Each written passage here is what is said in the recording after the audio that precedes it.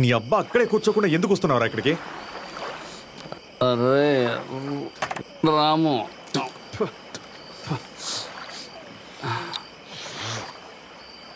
ఏమైందిరా? అక్కడ కొంతమంది రౌడీలు నన్ను కొట్టారా. ఏ పూరం బోకురా నీ మీద చెయ్యేసింది? రే ఆ బాటిల్ అవగానే నాకు ఏదోలా అనిపించిందిరా. కళ్ళు షాప్కి వెళ్ళానా, అది మూసేశారు. సర్లే ఇంటికి వెళ్దాం అనుకున్న సమయంలో ఆ విలన్ గ్యాంగ్ వాళ్ళు నాతో కావాలని గొడవ పెట్టుకున్నారు. నాకు కొంచెం మందు కావాలని అడిగాను, అంతే. ఇక వాళ్ళు వెంటనే నన్ను ఉతికి ఆరేశారా. నువ్వు కళ్ళు అడిగిన దానికి వాళ్ళందరూ కలిసి నిన్ను కొట్టారు అంటున్నావు. అలా అంటావేంట్రా? నేను చెప్తే నువ్వు నమ్మవా?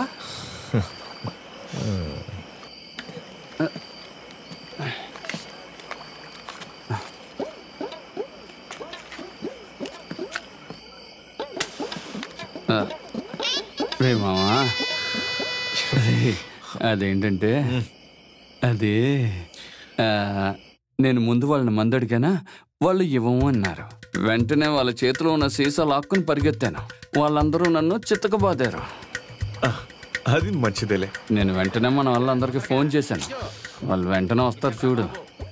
నువ్విది ఎంతమందికి చెప్పావు? అబ్బు, నీరాలి, వికట్ అండ్ సురేష్, ఓ 15 మందికి చెప్పుంటాను. వాళ్ళు వచ్చేసి ఉంటారు. 15 మంది ఉన్నారుగా, మరి ఇక్కడ నేనెందుకు?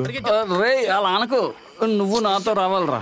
రే నాకు అది సెట్ అవ్వదురా, ఇక్కడ నాకు పనుంది. నాకంటే ఒక కష్టం వస్తే నువ్వు కూడా ఇలా మాట్లాడతావేంట్రా? అది కాదురా జుట్టడా. రే ఈ లోడ్ 10 నిమిషాలు ఫుల్ అయిపోద్దురా. ఆ 15 నిమిషాలు మనం పని పూర్తి చేసుకొచ్చేచ్చు. నువ్వు బండెక్కు, త్వరగా స్టార్ట్ చేయరా. పోనీరా. రామన్నా, నేను ఇప్పుడే వచ్చేస్తా. టాటా టాటా. అరే రాము,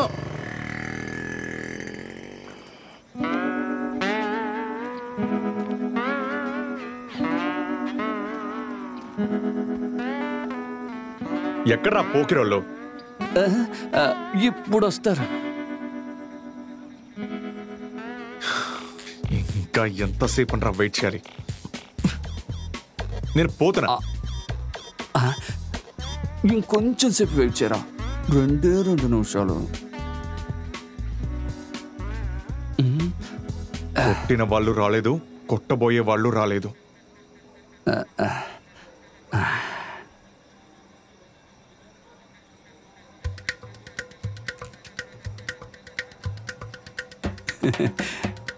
రేయ్ చూసావా,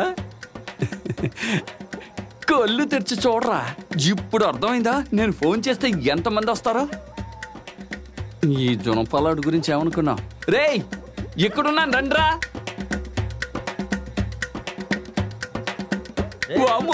రాము పరిగెత్తు, వీళ్ళు ఆపోజిట్ బ్యాచ్.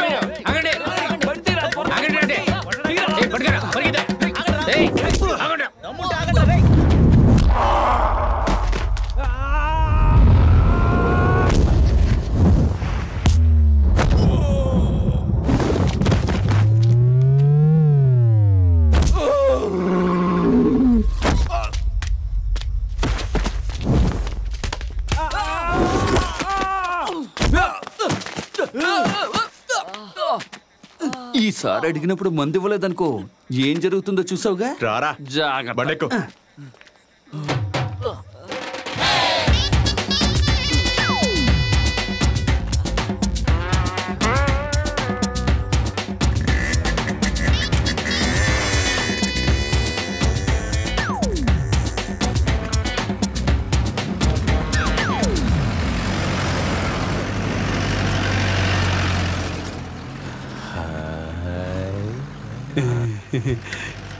మన రామయ్యని పోలీసులు తీసుకెళ్తున్నారనుకుంటా.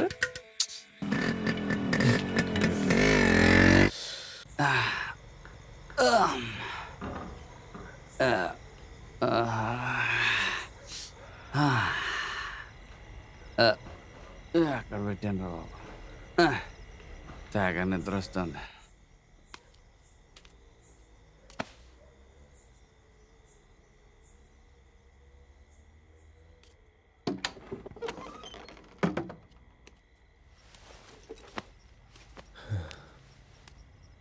లేరా. నిద్రపోతున్నానుగా. నువ్వు పడుకోవాల్సింది కింద బే. లేమంటుంటే నిన్ను. ఎదిగో మూసుకొని పడుకోబాయ్.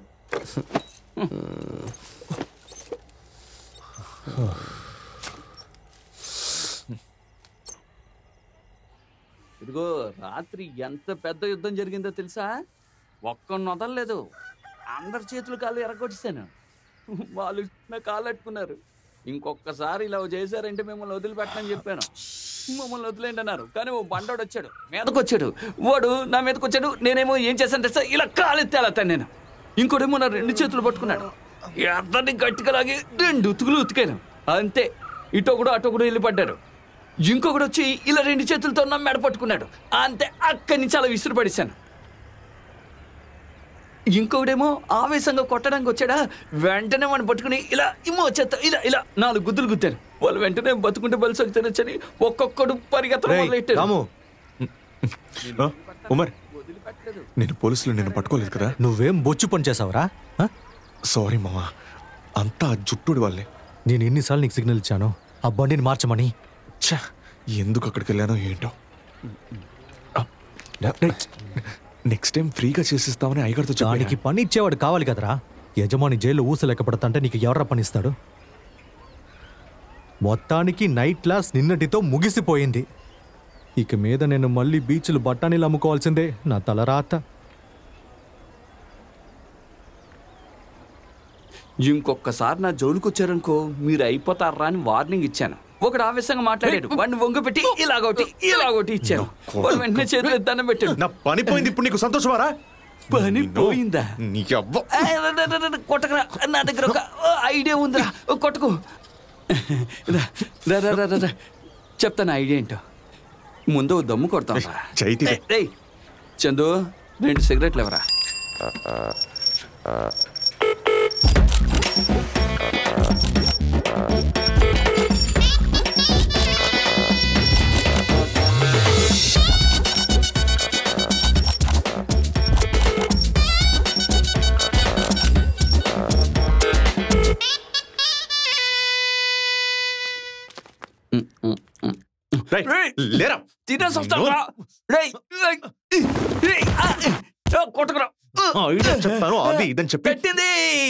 ఐడియా తట్టింది. వరదరాజు మావయ్య. 11, 12, 13, 14. ఈయన వరదరాజు. ఒట్టి వరదరాజు కాదు, బొబ్బిలి వరదరాజు.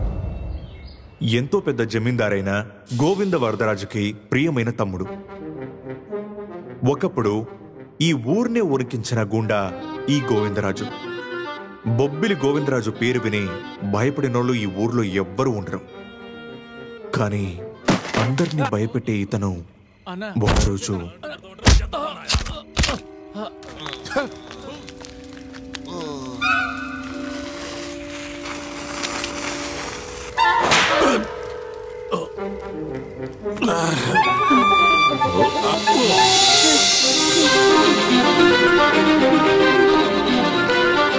ఆ సంఘటన తర్వాత బొబ్బిలి గోవిందరాజు పేరు ప్రతిష్టలన్నీ తన తమ్ముడు వరదరాజుకు దొరికాయి. బొబ్బిలి వరదరాజు. ఆ టపాసులు పెట్టినోడ్ని ఇంకా వెతుకుతున్నారు ఈ బొబ్బిలి వరదరాజు. ఏంటి విషయం? వరదరాజు మావయ్య, వీడు రాము, నా స్నేహితుడు. అయితే నువ్వెవర్రా? నేను నెల్సన్ జుట్టోణ్ణి. వచ్చిన విషయం చెప్పు. ఇతని విషయం చెప్పాలంటే చాలా బాధగా ఉంటుంది. అలాగే నా విషయం కూడా. ఇక్కడ ఏదైనా పని దొరుకుతుందేమో అని అడగడానికి వచ్చాం. మీకు ఉద్యోగాలు ఇవ్వడానికి ఇదేమైనా ఎంప్లాయ్మెంట్ ఎక్స్చేంజ్ అనుకుంటున్నారంటరా? అంటే మావయ్య, మీ చేతిలో ఇసుక వ్యాపారం ఉంది కదా, మేము కరెక్ట్గా ఇసుక తవ్వుతాం. వరదరాజు మావయ్య, మరి మీరేం చెప్పలేదు? మీరు చెప్తున్న పనులు ఆపేసి ఎన్నో సంవత్సరాలు అయ్యింది. ఇప్పుడు కొత్త బళ్ళు కొని సీసీ తీసుకున్న వాళ్ళ పని పడుతున్నాను. అటువంటి పనులు చేయాలంటే మీలాంటి కుర్రనా కొడుకుల వల్ల కాదురా. మేము కుర్రనా కొడుకులమా? ఓసారి గవర్నమెంట్ హాస్పిటల్కి వెళ్ళి ఆ ఎస్ఐ ఎలా ఉన్నాడో చూసిరా. అప్పుడు మా పవర్ ఏంటో నీకే తెలుస్తుంది. అతను శ్వాస కూడా పీల్చుకోలేకపోతున్నాడు. 2వ వార్డులో పడి ఉన్నాడు. బాహుబలి అంటాడు వచ్చినా మా ఇద్దరిని ఏమి చేయలేడు తెలుసుకో. ఆయ్ అవన్నీ పనికిరావురా. మీరెళ్ళి వేరే పని చూసుకోండి. అర్థం చేసుకోడేంటి? వరదరాజు గారికి కావాల్సిన ఒక బండిని తీసుకుని ఇక్కడికి వచ్చాం. కొన్ని రోజులుగా వరదరాజు గారిని మోసం చేస్తున్న ఒక బ్లాక్ RX-100 ఉంది కదా, AP 11D8509. అదే ఏపీ బండి 85. ఆ బండిని పట్టుకుని ఇక్కడికి వచ్చాం. బండి బయటే ఉంది. ఇదిగోండి తాళం. ఎంత కష్టపడి ఆ బండిని ఇక్కడికి తీసుకొచ్చామో నీకు తెలియదు మావయ్య.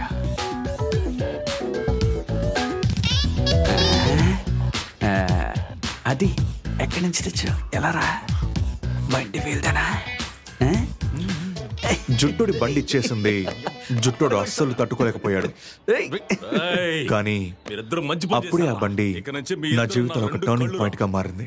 ఇక నుంచి మిమ్మల్ని ఆ యేసు ప్రభు ఎప్పటికీ దీవిస్తూ ఉంటాడు.